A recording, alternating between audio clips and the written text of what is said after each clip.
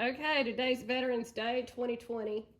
And my dad, Walt, is here.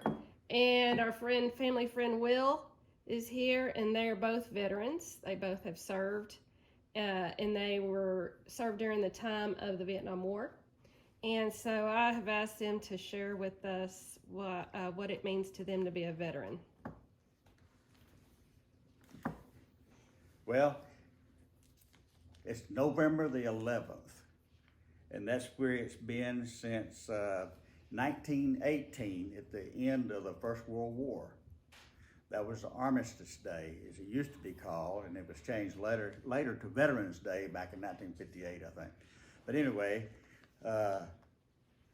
on November the 11th, at 11 o'clock in the morning, on the 11th month of the year, 11, 11, 11 is when they adopted as Armistice Day and later on Veterans Day. And Veterans Day is a military holiday, much like Memorial Day, but the big difference is that I know of is Memorial Day is honoring a veteran if they have died in the service or died in the field, as so to speak, or after they got out, they have passed. So Memorial Day is for them, and that's when you see a lot of ceremonies at national cemeteries and stuff like that. I've been to some of them. And then Veterans Day is mostly honoring veterans who served, who have served, who are serving, and who will serve. That's their Veterans Day. And so that's always on 11, 11, 11. Not 9, 11, but 11, 11, 11. So that's my little notes here. I think I can pretty much make out what I wanted to say. And what it means to me is I'm still living. So Veterans Day is my day. Thank goodness. For right now, that's my day, is Veterans Day, because I'm still living. And I did serve. I served from 1965 until 1969, voluntarily enlisted, honorably discharged, which I'm proud of, and had a good career.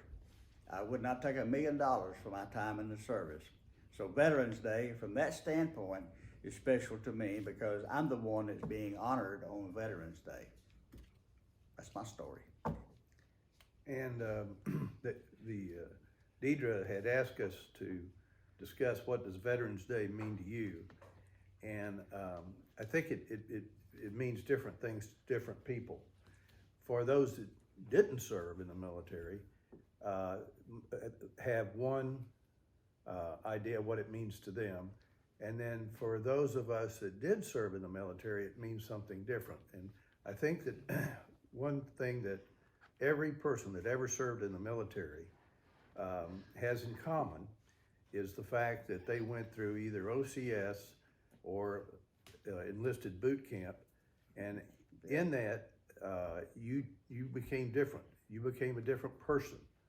That and some parts of that will never change. Your life changed once you went in, and it was purposefully changed so that the military could use you to highest and best use, so that you're part of a team that was the Esprit de Corps, that in case you did go into battle, about 90% of everybody that's ever served in the military never saw a day of battle. The other 10% saw some horrific battle. And those numbers vary a little bit, but that's about the 90% were in support facilities, communications or food or logistics or transportation, which is what it takes to complete a war. So, and then there's other times where there isn't a war going on, but they're still in the military. But I think the thing that, what Veterans Day means to me is that in my early 20s, I was about 20 years old when I went in, I was a different person from then till today. and that has to do with the training and what I saw and experienced during the 4 years I was in the Navy. And it's not necessarily a bad thing. It's just, it does change you. And I'm sure Walt would agree that he's Oh, yeah. was changed as well. I appreciate the fact that those that did not serve in the military do the part they do in honoring those of us that did. And there's other things that I basically would not take anything for my time. And there's some people that are veteran that might not say that. But that's how, and I'm sure Walt feels the same way. Yes. So that's what Veterans Day means to me, is that it sort of delineated a period in time when I was one person, and then I changed and became really another person, even that it goes as far as today. Very good. Okay. Is freedom really free? No, you have to pay for it. You have to pay for it. I mean, Yeah. People will take away your freedoms if they can. Mm. Because most people, when they're doing that, they have a selfish objective of wanting to be in power. You know, it's not about taking your freedom for money necessarily. It's about power, and we can't have. This country was started because people wanted to take, and were taking power away from people in the form of religion and other things. And so we came over here, our ancestors did, to get away from that power grab and be free. And it may require, the military to keep that enforced. But it's always about power and who has it, in my opinion.